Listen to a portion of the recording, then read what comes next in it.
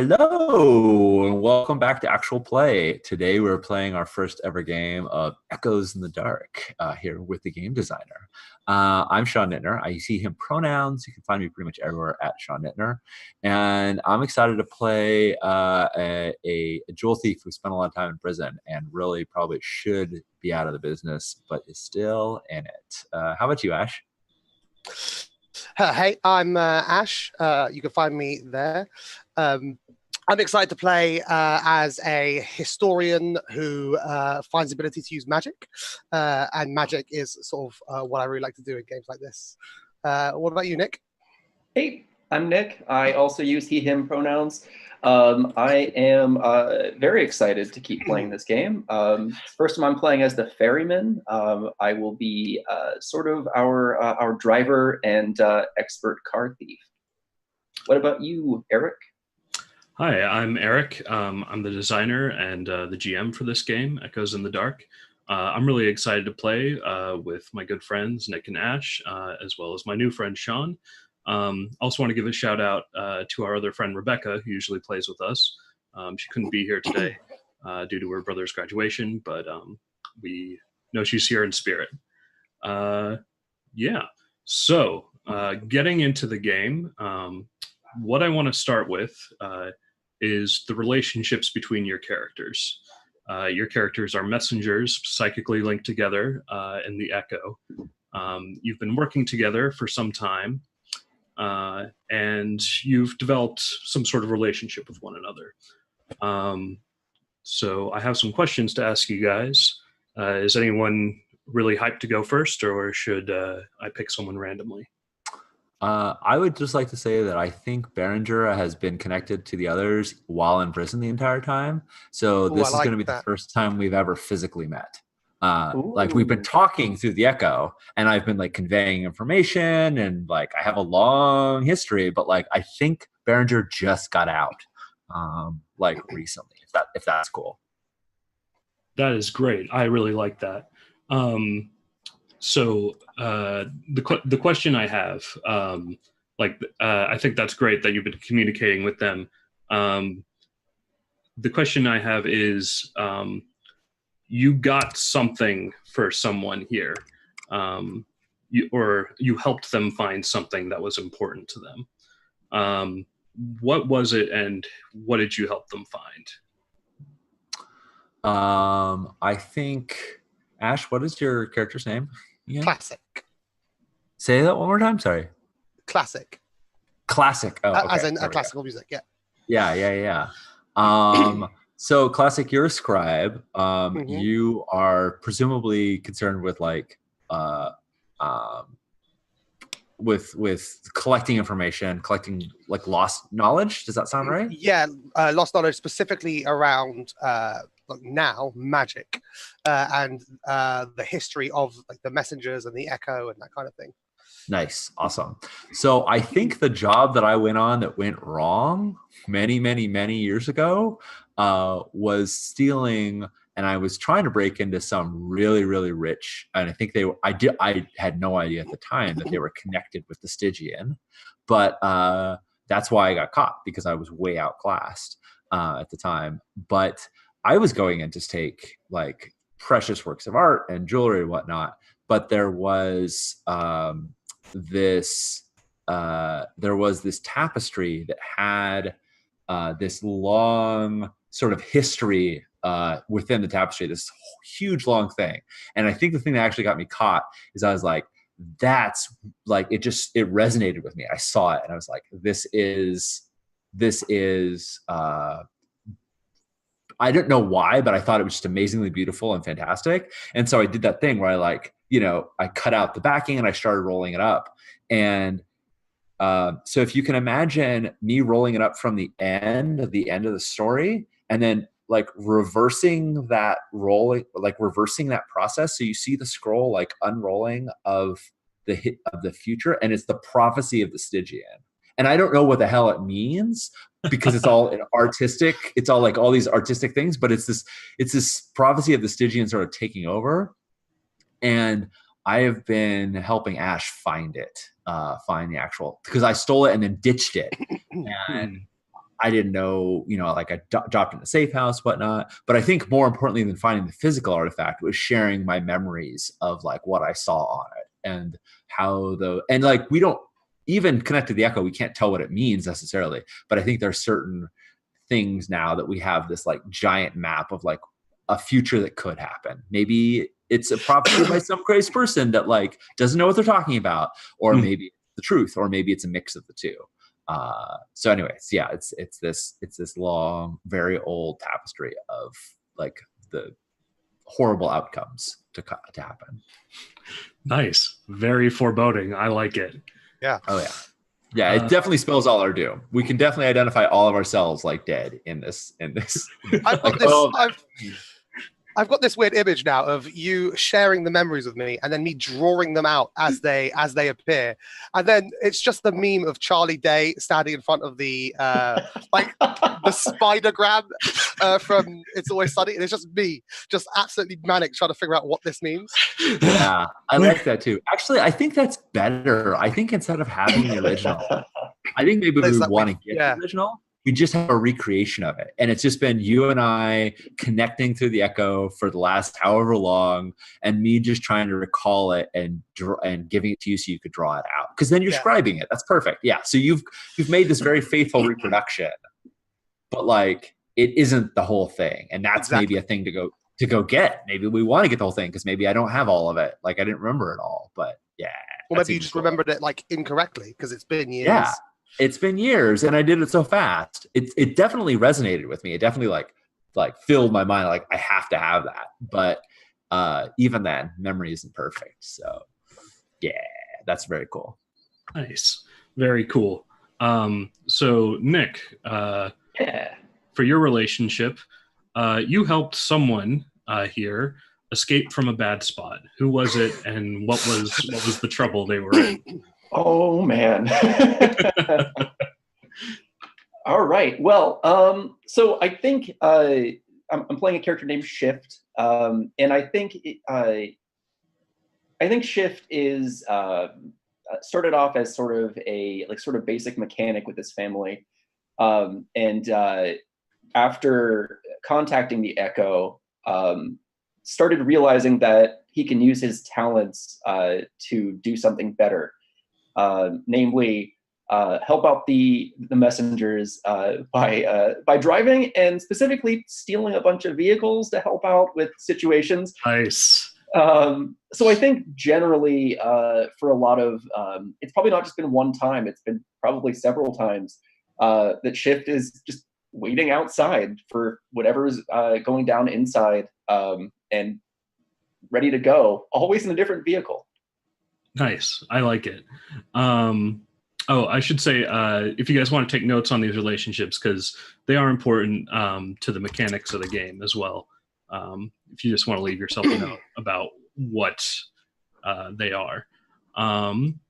And finally, Ash, you talked someone out of doing something stupid. Who was it, and what did you talk them out of doing? I think it was actually, more than anyone else, Berenger and I have like a close connection in that we were working together for a long time. And I think over the course of like the years we were working together, I've suddenly like talked them out of like trying to escape, to get out, trying to just retaliate against someone. And I think it's been over the course of the years is I've just been acting as like the therapist for Berenger while he's stuck inside of prison. Just been like, you can't escape. This is not Shawshank Redemption. You're not gonna I think that's me just trying to keep them sane until they leave and join like this new family. Yeah, I like that a lot. I think Berenger in some ways being connected to the Echo is really like a solace. Like they're connected even when they feel physically alone. But in some ways, it's like this horrible punishment of, oh, there's all these things I could do, but I'm stuck here. Like I have this bigger purpose now, but I can't do any of it because I'm stuck behind these bars. So I think like in the good moments, Berenger is like able to feel connected to people. And in the bad moments, they're like just raging against this situation. And I think that Classic has really like helped them help them find a piece and not get into trouble and make make it through their time and get out one piece. I love that. That's so good. And I think Behringer's for all this time is kind of serves as a sort of warning for Shift, sort of a this can happen to you kind of relationship. Yeah, right. We're not immortal, right? We're not right. Yes. Exactly. I can see Shift as very much. I can see Behringer as seeing Shift as a young version of himself, right? Oh, right? I like that. Oh yeah, like you know, and that would sort of indicate that Behringer and Classic have been been connected together longer, like that we didn't all join the Echo at the exact same time. That Shift is a younger person and is so yeah, I dig it. If that works for you, Nick, if that sounds. No, I totally agree. I think that's a good plan. All right, awesome. Moving right along. So those are your guys' kind of relationships to one another, which will be important in the game. Sean, I think this will be a good time to go over script change, safety tools. Yeah, absolutely. Let me flip this switch over. So boom. So one of the tool that we're going to use for today for safety tools is Script Change by Bo Sheldon. You can find it on his website. And the real quick version of it is just that if there's content that we really didn't like and that we decided, whoa, that's not something we want in the game, we're going to rewind and we're just going to take that out and do something else. So if something comes up, we can always say rewind and get rid of it. If we are in a moment where we feel like it's going to get to a place we don't want to go, a place that makes one of us feel uncomfortable, a place where we are introducing content that we may not want to go to, or just like the level of energy of the game is sort of escalating to a point where just say pause. It's giving us the ability to stop the scene for a moment, talk out of character about what's going on and what we're thinking, and then we can sort of resume game again when we've addressed any kinds of concerns that we have. And then if we have a scene that's we're in play and we realize we want this scene, we're okay with it, but we don't want to have it on screen. We don't want to talk about it. We're just going to fast forward over it. So we might have a really like gruesome scene or something that's like that's perhaps like horrific, but we feel like it's genuinely part of the story. We just don't want to describe that. So we'll say, oh, cool, let's fast forward past that. So for instance, I will fast forward past a lot of Behringer's prison scenes, right? Like Behringer had a rough time in prison.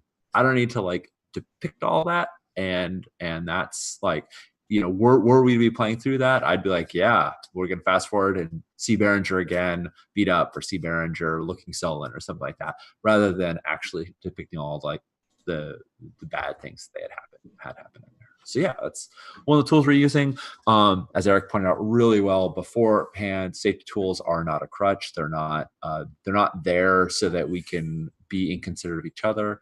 The biggest rule here is that we care about one another and that we want everybody to have fun and have a good time. So this is a good tool, but it's certainly not the only one. We can all tell each other like, hey, I don't like that, or let's do a different thing. Anything that we want to use to make the game better for all of us is great. So yeah, that's the short pitch on script change. Thank you so much, Sean. That was really great. I appreciate you laying that out for us. Okay, so we've got this idea of this tapestry of the Stygian and the Stygian's kind of plans for the world, and this idea of Classic kind of putting the pieces together and mapping things out. As Classic has been doing this, maybe communicating on the inside with Behringer and occasionally scouting things out, I think, with Shift. You've kind of come to this point where you've identified something key to the Stygian's plans. And for the past several weeks, you've all been kind of chasing after it and working together to try and find it. It's specifically an ancient artifact known as the Siegebreaker of Tyre. It is currently in the hands of a private military and security company known as Leviathan Security. They are a typical Blackwater. Does not sound bad good at all. Hey, Ash and Nick, what do you guys think of Leviathan security? I don't want to talk about it.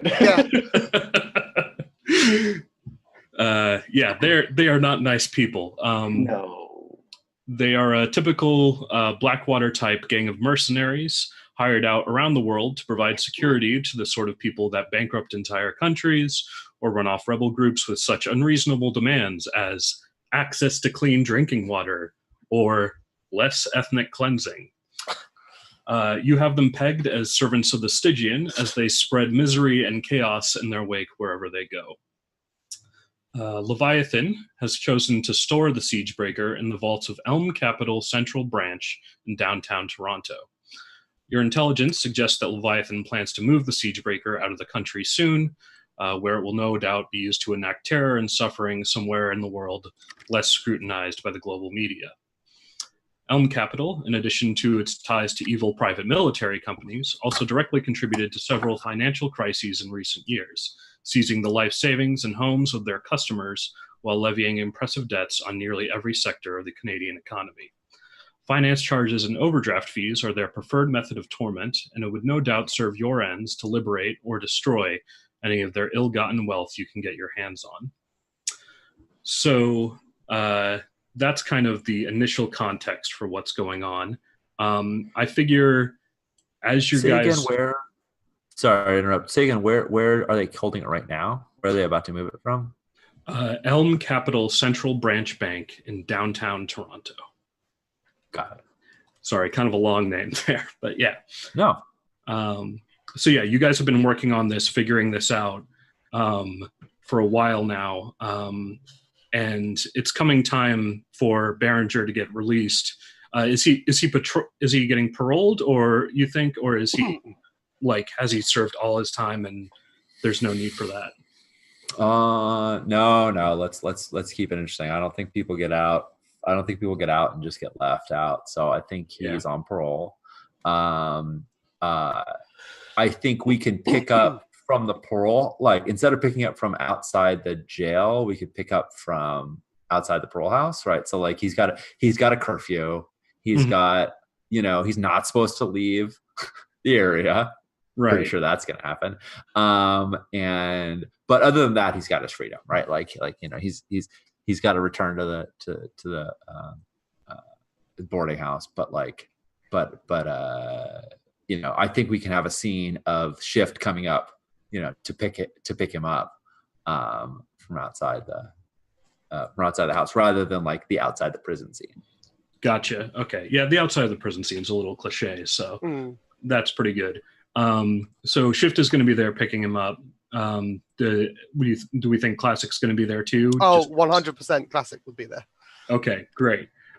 Before you even see each other, kind of setting the scene as the car rolls up. Well, Shift, what kind of car did you boost for this, or is this? I'm not a car person. Oh, God. What color? I chose to play I'm not a car person. It's a sleek car. It's a fast car. It's a big. You don't have to know a model. I think just generally, as a general rule, Shift doesn't boost any car. Shift isn't boosting cars to sell them. Shift is boosting these cars to help with our missions. So I think specifically, Shift always picks cars that are common and kind of nondescript. Nice, I like it. So maybe just like a town car or a town car. Maybe a little beat up, kind of older, isn't gonna like stand out. Right. That's great. So even before you guys see each other, the first thing that happens between messengers whenever they get within a certain proximity of each other is that each messenger has a psychic signature, a sort of greeting that other messengers experience when they first meet. It could be a sensation like the feel of crackling leaves, a memory like a favorite birthday party, a sound like a thrumming bass line, or anything really. So when these two kind of first find Berenger, what's his psychic signature? All right. So imagine Imagine cement that has been like grated away, and it's like turned back into dust, right? Like old cinder block, old cement that's been like turned into dust because like metal has grated against it. And then just taking that kind of coarse dust, so it's like it's not sand, right? Like it's like kind of coarse, and like feeling that, like rubbing it between your palms, that like kind of like gritty, old, like worn, weathered feel of like something you might do right before you're going to try and climb up something, or like to make your hands a little tackier. But in this case, just feeling that like coarse, that coarseness against your palms. I really like that. How about names? Classic. What is classic kind of broadcast? I think it's more like a sensation, like a knowing. So it's not a sound, and it's not the feeling of. It's just, it's both of those things. Of when you like pluck a string and a note comes out, and it's just the sensation of feeling music, but it's just one gentle note, and that's it, just prolonged. Oh. Just like a strum from like a string instrument or something like that. Just like that vibration. I don't know if you were hearing the waiting noise that we were playing before, but the track, which is Glass, has a lot of like long resonating notes, right? Yes. That just kind of go on for a long time. So it's very, very, very appropriate. I feel like I picked the right nice. waiting music. It was just the sensation of classic the entire time. Yeah. Nice. I like it. And finally, Shift. What is Shift's signature? I think Shift's signature is at first I think it feels a lot like the feeling you get right at the top of a hill on a roller coaster. But when you think about it more, you start to realize that it's actually sort of the feeling that you would get going over hills at high speed out in the country. Nice. I like it. So just that kind of like anticipation, like, oh shit, kind of thing. And kind of the feeling of your stomach. Your stomach lifting. Yeah. I like it. Very cool. So Classic and Shift probably know what each other look like. Do you guys want to narrate kind of what your look is and when you roll up to this parole office? Yeah, I'll go first. Sorry. Go ahead. No, it's fine. So Classic is just like his background is in academia, and it's in history. I was going to say older, but he's in his 40s. It's not older, but he's in his early 40s. He's got graying hair on his temples. The rest is like a chestnut brown. He's always wearing like long overcoats, like pea coats, if that makes sense, and a scarf that is never tied up anywhere. It just like hangs from his shoulders. He's about average height, but quite slim. There's like barely any muscle mass on this man. And he always sports just a pair of just like rounded glasses. I like it. Very, very classic, kind of professorial. Hey. I see what you did there. Yeah. How about Shift? So I think Shift is very much, at first glance, a typical college student, looks like, at least. Shift does not attend college, but but it looks that way. He's got like the standard early 20s look. He's got some slim fitting jeans, he's wearing some plaid shirts. But the distinctive thing about him is that no matter what, his hands always seem to be covered in grease. I love it. He just can't get it off all the way. Yeah, like it's one of those things where like he'll even like rub his hands together and like you'll see it like flaking off, but they're still there when it's done. Awesome. Nice. That's great. Do people? Sorry. Go ahead. I just wondering, do you avoid shaking hands? Do you avoid like touching Oh, things absolutely with your not. hand? No. You don't care. I was gonna say, I imagine the first time Classic and Shift met, like there was a shake of the hands, and there was just like a look on Classic's face of just like, what is this? The echo actually like slightly warned you beforehand, like as you were going in for the shake hand, you heard these whispers in your mind of, maybe don't do that. I feel like that's when your stomach was lifting, right? You're like, Yeah, it's like, That's great. So this parole office, as you two roll up to it, and Berenger, probably when you went there, the echo kind of gave you a feeling of this place as a place of like kind of hope, but also kind of like desperation and sadness a little bit. Like this is a place people go, you get the empathetic feeling of people who are kind of like just trying to hold their lives together and like just trying to like be on their best behavior. And like you hear like little whispers of like, you know, all the things I have to do. Like I got to pick up the groceries. I gotta, I gotta check on my kid. I gotta pay that bill, that sort of thing. Yeah. Kind of subtly through the echo. And the echo kind of warns you, Berenger, as you approach, like, you know, don't be intimidated. You've done your time. I believe in you. You can do this. There won't be any problems, you know. And you get this warm sense of like reassurance as you're kind of like going through this bureaucracy. Nice. Yeah, I think that's definitely the thing. I think a lot of the reason why Berenger has sort of done as well in the prison system as he has is because of the echo, right? Like is because of the connection to the echo and Classic and now Shift, like just feeling like there's someone who's looking out for you. And I think without that, he very, very likely would have, had a much harder time in there. Okay. So, yeah. Great. So we don't need to play through the whole like parole process. We can skip to maybe Berenger coming out of the parole office and so Berenger's look and just how he greets the other two, maybe.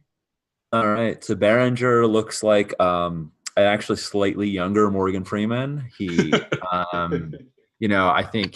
I think he looks like Morgan Freeman maybe 10 or 15 years ago. He's still got his hair is turning white, but there's still some color in it. His beard is like dark along the top, but like white as it kind of comes down. It's more salt than pepper, but it's not completely, it's kind of completely white. And he's dressed in like tweed jacket, and he's got his his flat cap pulled kind of low. How he has like this, I think his clothes are also like really dated. Like the thing about men's fashions, they haven't actually changed a ton in 30 years. So like the fact that maybe his pants seem a little long, the camera won't focus on that, but his jacket does have a little more like flair to it than maybe a contemporary one would, because he's actually wearing the clothes that he went in with, right? So they're well worn and they're comfortable, but they're also like he hasn't worn them in a long time. So he's still getting kind of used to not wearing to wearing clothes that are his own and not assigned by the prison system. And I think he comes out, and like the moment he sees Classic and Shift, like he stops for a second, because like although we've been seeing each other for so long, that it's a little bit like Tinder, where you've been like, you might have had a fake picture. Like we've been seeing each other in our minds, we haven't seen each other physically. And like, it does not occur to Berenger until the moment that he walks out the door that, oh my God, maybe they don't realize I'm an old man. Maybe they don't realize like who I really am. Maybe they don't know like what they're actually getting. And like, he has this moment of hesitation. Like, is it going to be the same now that you actually have seen me in person? And like, he kind of pauses and like waits to see if there's a reaction from, I think he's just walking hesitantly. I don't think he's stopping at the door, but he's walking hesitantly to kind of try and gauge what Classic and Shift are like. Are they like eager to have him? Do they look disappointed to see him? Mm-hmm. I think like I don't know about Shift, but I think Classic, one, he can read that on Berenger's face, but he feels that through the echo. Like he feels this absolute like sense of nervousness and dread. And his like a Classic's heart really goes out to Berenger in that moment. They've been talking for so long that he's just not offended isn't the right word, but he's just a little hurt that there's any doubt that this is anything but okay. So I think all that Classic does is just like pulls his hands out of his pockets, like takes 2 steps forward towards Berenger, and then just extends like his arms outwards, just in like a friendly kind of offer of a hug. Yeah. Oh, I think that's great. I think that's what Berenger needed, was like to see someone else make the first step, like to see Classic like step forward and not just be waiting for him. So yeah, I think there's a real like sweet embrace there of like, we've known each other for, like, I imagine how pen pals feel, right? Like we were talking before the stream, like how when you meet somebody at a con that you've known online for a long time, right? Like, but we've obviously had a much deeper connection, but yet it's still, I think there's something kind of kinesthetic about physically being in each other's presence. And I think it's a real sweet embrace. And then I think Classic turns to Shift and like fully knowing exactly what's going to happen, reaches his hand out to shake. Like fully knowing like exactly the outcome of this. I imagine that like Classic and Berenger have had like this conversation of like, I don't understand why his hands are always greasy. Right. Yeah. Oh man.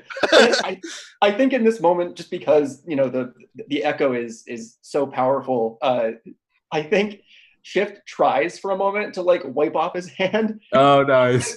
To no effect. Right. No effect. Just gets more grease on his pants. Yeah. I mean, grease is kind of like that, right? Like you can try to like wipe it away. All you do is spread it around, right? Oh yeah. And it's you would think he's learned this by now, but no. Yeah. So yeah, offers a hand to shake and says, it's good to see you in person. You as well, Shift. And his shake is real. It's like almost too firm. He's certainly not trying to hurt you or anything like that, but it's like the strength in his body is very much in his hands, and like, and they feel like bony and hard and just like, it's a real firm shake. And, when he lets go and there's obviously grease on his hands, he just kind of like rubs it in, right? Like, it's kind of like, sure, like I'm old, like more grease, like no big deal. Like this is not moisturize somehow. Yeah, right. And he's just like kind of looks at the car. I think he's like, if not seen, like definitely known the various cars that you've taken. Like, good choice. And just gets in the passenger side. Like, I don't know if like he's disturbing like a normal thing, but like it's just his normal thing of like, this is what you do. You put the thief on the passenger side so they can be like scouting out what we're doing. So kind of assumes that it's gonna be okay and just like opens up the passenger door. I hope that's not offensive to you, Ash, as Classic. No. Because I'm Classic 100% always sits in the back like it is a town car. Nice. Oh my God. That's perfect. Just make sure. Like even on the way here, like they came together and Classic was in the back. Oh, that's so perfect. It's so perfect. Yeah, absolutely. It's a driving Miss Daisy situation. All right. Is there anything else you guys would like to do in this scene before we kind of move forward a bit? Well, good. No, I think that's good. I think it's great to just see like the car, the shot of the town car taking off. Yeah, so the town car Shift, I'm assuming, is still driving. Gets in the car, turns it over, and you guys start driving. And as you're driving, you start talking, kind of in the echo and out loud, kind of going in and out of it a bit, kind of getting used to hearing each other. Mostly, what you're talking about is this break that you've caught. You've gotten kind of a lucky break recently. You've been on the trail of this artifact, Siegebreaker of Tyre. You've been trying to plan out, how are we going to get it? And a faction that's very friendly towards you has reached out through kind of an intermediary to let you know that they have floor plans of the Elm Capital Bank. And they're willing to provide them to you in return for a small favor. The terms they've set is to meet on neutral ground, the St. John Cemetery, which is located kind of at a very trendy, it's called the Beaches neighborhood in Toronto, which I understand is kind of a trendy up and coming neighborhood that happens to have this cemetery. Also, this one shot is set in October, and there happens to be a Halloween party occurring at the cemetery at that exact time, and the allies and your allies figure it'll provide good cover for your illicit dealings. So it's specifically it's Halloween. Today is the day. It's October 31st. Okay. We're skipping to Halloween. Cool. Or it's like a Saturday before or something like that. Right. The whole weekend before Halloween is Halloween when it comes to Party Town. Right? I was in Seattle over like a weekend like that, and I was just like, how are you people? I mean, I'm an old man clearly, because I was just like, how are you people still doing this? Like 3 days later, it was like every single night. Mm-hmm. I feel it. So let's talk a little bit about your allies. For this one shot, you guys are on friendly terms with the librarians. For our viewers and to remind you guys, the librarians are the remnants of knightly orders ranging from Arthurian to Teutonic Templars. The librarians concern themselves primarily with hoarding ancient knowledge and using it to fight off the various monstrosities that prey upon the world. They are more high-minded than the other factions, but will fight alongside the messengers so long as their mutual interests align. While they are slow to trust, they are loyal and true and tend to stick by the agreements that they make. I imagine for you guys, Classic might kind of be the point man with the librarians, because I practically am one. Yeah, you're kind of close. But do you have any ideas for maybe how you built that relationship with the librarians? I actually think that I knew some of them before before the Echo came to me. I just didn't know. I didn't know what they were. They were just people I knew from the academic field in the non-Echo life. And then when I became a messenger, it sort of just naturally progressed to one day finding out about this whole thing, finding out that the librarians exist, and then setting up a meeting one day. And it turns out that it's someone I've worked with before, or it's and another person we walked down the hall is someone I went to university with, who was in the same course as me. I was doing the same PhD and that kind of thing. That is great. That reminds me, maybe that could be one of your friends. That makes a lot of sense. I think I have Haven listed as an expert, so they could be an expert on some sort of subject that is your friend. And maybe they were a professor or just someone you knew from the academic world, and just one day, the Echo's hey, he's in on it, right? He's a librarian. You're like, what? This dude?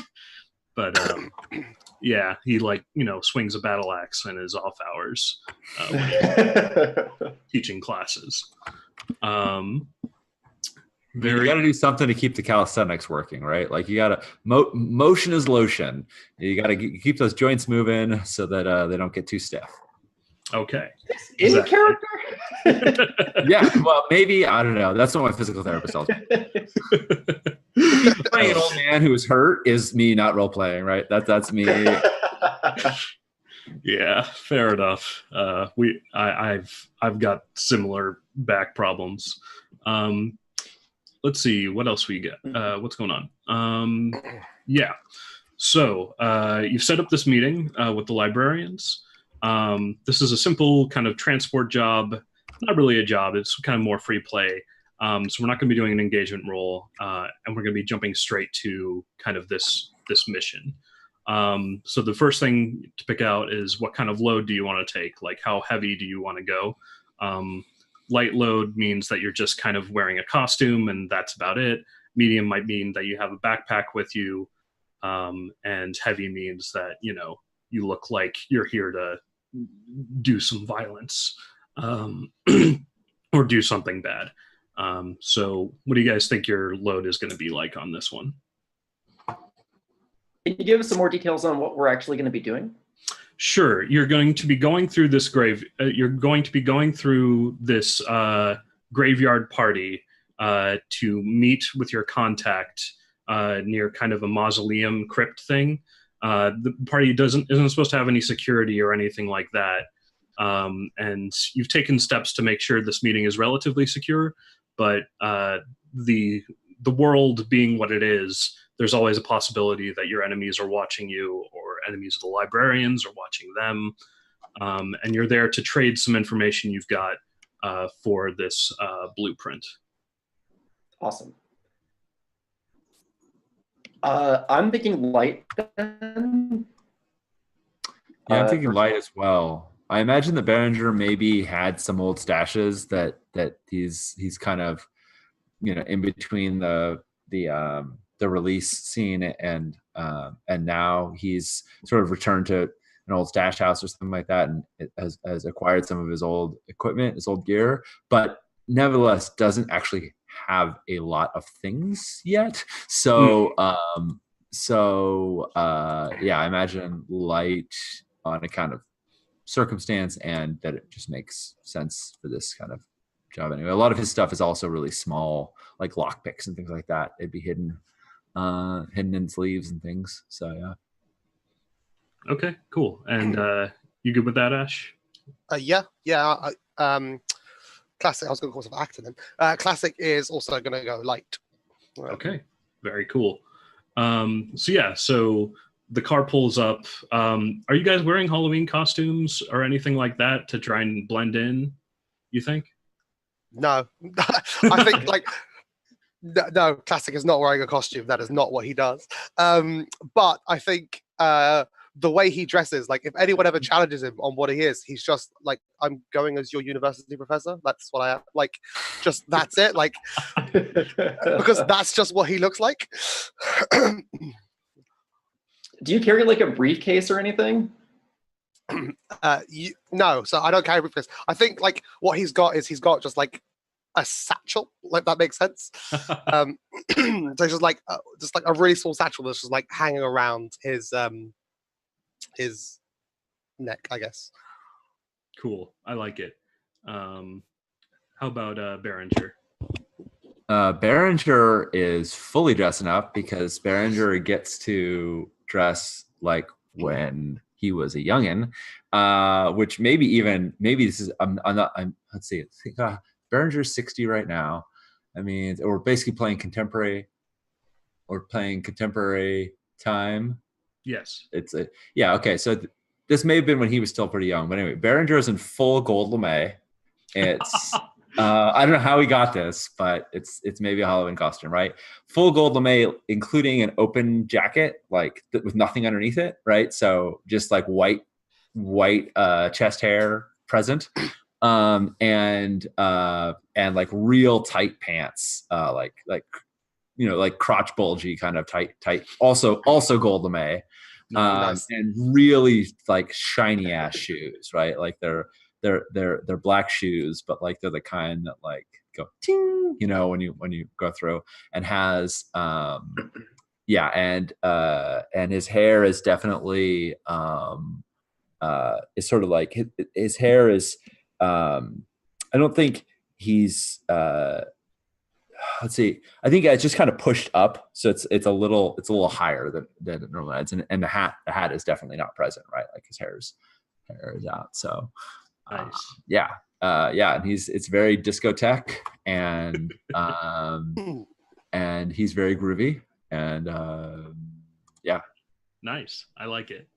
How about Shift? So I think Shift, playing off of his youth, tried to come up with something from pop culture that was modern, that would work as a costume. and didn't really think about it before he picked up Classic later in the day. But he is dressed almost as a perfect recreation of Newt Scamander from Fantastic Beasts of Kingdom. So when Classic gets in the car, he goes, "You stole."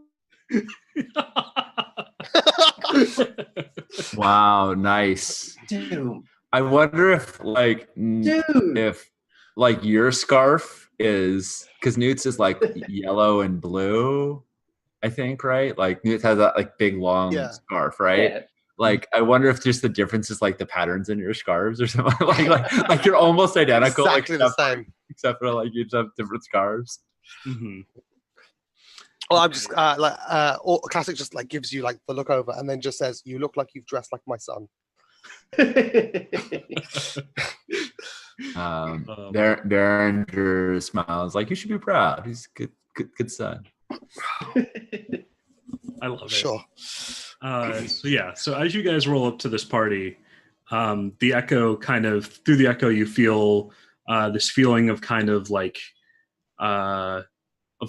loose joy and like excess, like the feeling of a party, like that kind of thrumming bass line, that feeling of letting loose and cutting loose and just getting into some trouble maybe, or just having a good time.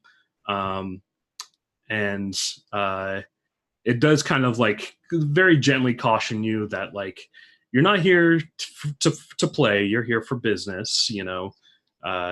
It's okay to feel joy and to experience these other things going on, but remember that you're here for a job.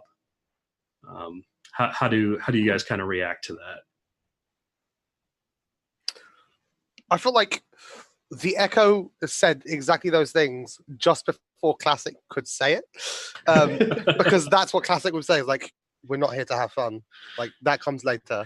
What we're here for is a job. We need this. Like we need the siege breaker. This is how we're going to get it. Do not go and drink. And then when he says "do not go and drink," he just looks at Shift. Like, do not go and drink.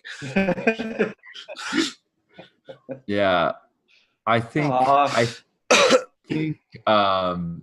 Berenger is his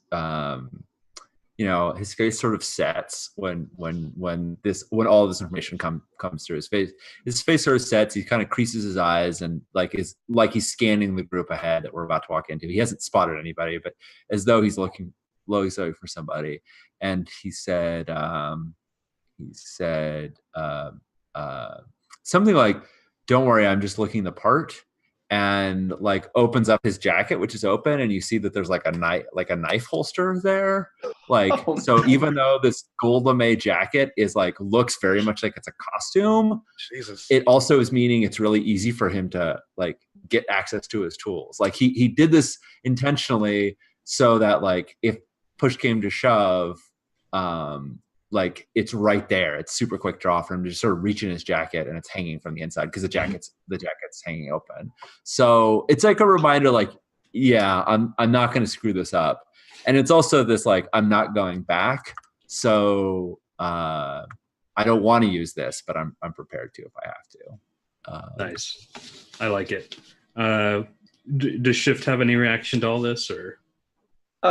I think it just kind of, you can feel the disappointment, but I think this is obviously Shift's not Shift's first job. So he knows how to be professional, even though you can definitely feel it on him that he just wants to partake. Nice, I like it. Berenger, does Berenger maybe want to study this crowd a bit? As you're I think so. Absolutely. Yeah. I mean, I think that was sort of the intent. That was sort of what I was describing. So let's follow through with that. Yeah. I want to see, I very much expect that people are always wearing two faces. I very much expect that people are always putting an outward face of how they want to appear and what they're actually thinking. And so I'm looking for the people that are pretending to be partying, but are not. Whether that's because they're librarians here to meet us, or that's because they're potential threats.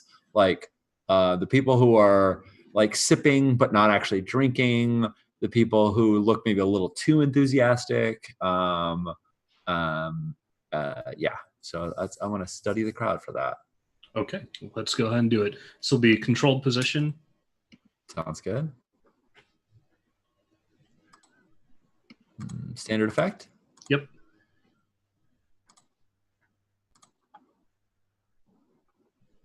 All right, that is a no good. That is a no go. All right. Reference real quick here. So 3 uncontrolled. That's the wrong reference sheet. It's you can you stumble or falter. Proceed with a risky proceed by making a risky attempt, or try another way. So essentially, you can try another action, you can do another thing, it's still controlled, or you can keep trying, but now it's risky. That's the default blades. I don't know if yeah, that is 100% correct, and I'm really glad you're here because oh yeah, that's the thing I know well. Is action results in blades. Awesome. So would you like to reattempt, or are we just gonna let this one go? Or yeah, I mean, I think what happens is exactly. I think I'm going to, and I think what happens is I realize, like, I think I say to my companions, like, before we meet, I think I'm looking and I can't make anything out, but I keep looking at people, I keep like making eye contact with people, and don't know whether I'm getting, whether the looks they're giving me are because there's something suspicious with them, or because like it's something, my own kind of internal baggage of like, I'm too old to be here, and I don't fit in. And so I say, despite classic, your advice not to become inebriated, we may have to look the part to actually figure out what's going on here. And I'm going to look to Shift, honestly, to see if you want to give me an assist here, as I'm going to basically, I think the risky element in my mind is like, I've got to go like start mingling. I can't just do this from afar. I've got to like start talking to people, which might expose myself, might expose us. But I think especially if I have a younger drinking buddy with me, going in to like mingle will give me a better vantage point to study, but also put us at more risk. Does that sound right to you? Yeah, but I think when you look over to Shift that way, Shift goes, "You've been in the Slammer for a long time. How about I take the lead?" All right, let's see what you got. And I think Shift has some pretty experience enough. He does not attend college, but he still attends all the college parties. Still knows people to some extent, and he's really good at just making himself feel like one of the people, like he belongs. So I think he's just going to just head on in, start asking questions, start chatting around, start trying to find people that he recognizes. Okay, so that will be Consort. And do you want Berenger's help with this, or are you going in alone? I mean, if Berenger's willing to help, sure. Oh yeah, absolutely. I think Berenger can assist by anytime there might be like an awkward moment, like anytime you might say something and it's a little too forward, Berenger's like, or that we are collectively doing that. Berenger's like, "Oh, don't mind me. It's been a little while since I've been to a party," and kind of like adjust themselves, right? Like, I feel like Berenger can kind of offer a little like armor against awkwardness by not feeling himself. Yeah, absolutely. So yeah, I can see that. I'm going to spend a stress, give you a bonus die. Go ahead and make that. Awesome. Make that controlled risky. Let's make it risky. All right. One bonus die and oh, damn. Ooh, oh, across the board. Well, okay. All right. So slight complication. Reduce effect. Investment position. Okay. So you do start to kind of notice something as you're talking to people and hanging out. There does seem to be some people here that aren't really are kind of like you in that they're not really participating, and like the Echo is kind of like signaling them out to you a little bit. And as you're asking questions, people don't really know who they are or like what's going on here. But you're getting kind of a bad vibe from a couple of the folks here, though you're not entirely sure who or what they are. The consequence, if you'd like to resist it, is we're going to start a suspicion clock of them noticing you. Ooh. I have confidence. I'm gonna let that clock go. All right. Yeah, I agree. I'm down with us looking a little. I'm down. It makes sense, right? It's a sort of spy versus spy thing, right? Like you learn about them, they learn about you. There's there's a trade-off. So we don't know their deal. Like we don't know what faction they're with or anything like that. But we do get a sense of like their position and their disposition, right? Are they kind of at the edge of the party? Are they towards the center? It looks like they're kind of on the edge, Cool. like not really blending in with the party very well. And like you're not even sure like they're supernatural or they're affiliated with a faction or anything. They could just be like undercover cops or something to try and arrest kids for doing Molly or something. I don't know what cops do. Because this was I don't know what the kids do these days. Yeah, but because this was a consort role and not a study role, we're getting this by way of like people being like, "Who are those weirdos?" Right? Like we're talking to people who are like weirded out by them rather than like noticing anything. Yeah. People being like, hey, look out for that guy. I think he might be a cop or something like that. Right. Eric, can you move the suspicion clock closer to the script change so it shows up on the stream? It's there you go. Perfect. Now it's visible. Okay, excellent. So moving forward a bit, the Echo kind of gently reminds you that your contact is waiting for you at this specific mausoleum where they told you to meet. So do you guys want to kind of follow that advice and move towards that? Kind of think we have to. I think so. I think it's really smart for one of us though to be keeping an eye out. So I think unless I really think this is classic, like time to go talk to the person. Yeah. So I think Berenger would be inclined to like sit back and say, cool, I'll keep you in, like we'll stay connected. But let me hold back a little bit. Just because I want to watch, keep an eye on these guys, these peeps, see if they're closing in and whatnot, be able to give you a warning. So I think it makes sense for me to sort of sit back a little. Nice. I think Classic agrees. He does, like, he looks over at Shift and he just, there's like a smile that comes on his lips because what he's just realized now is the one person who isn't dressed like Nuke's commander is the one staying back, and the two of us look pretty identical, like we're in some kind of uniform. That's what I was thinking as well. Like, you should go talk to the librarians, you all dressed in, professorial clothes, and me, just like I'm a discotheque scene, can stay back with the party and keep an eye on the party goers. So yeah. I think Classic does agree. And he just not grabs, but he touches Berenger like on the side of the shoulder, and just looks him in the eyes, and it's just like, you got this. Like, we're gonna be fine. It's fine. Just go wait over there. go over there, but in a nice way, not the way I just said it on this stream. Right. I'll take the first part of what you said. Don't worry about it. I got this. Cool.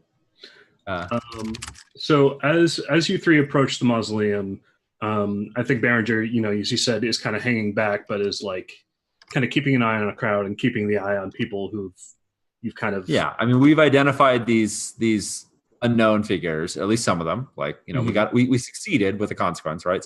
So I feel like there's a little game of like cat and mouse. Like I'm watching you, you're watching me. Right.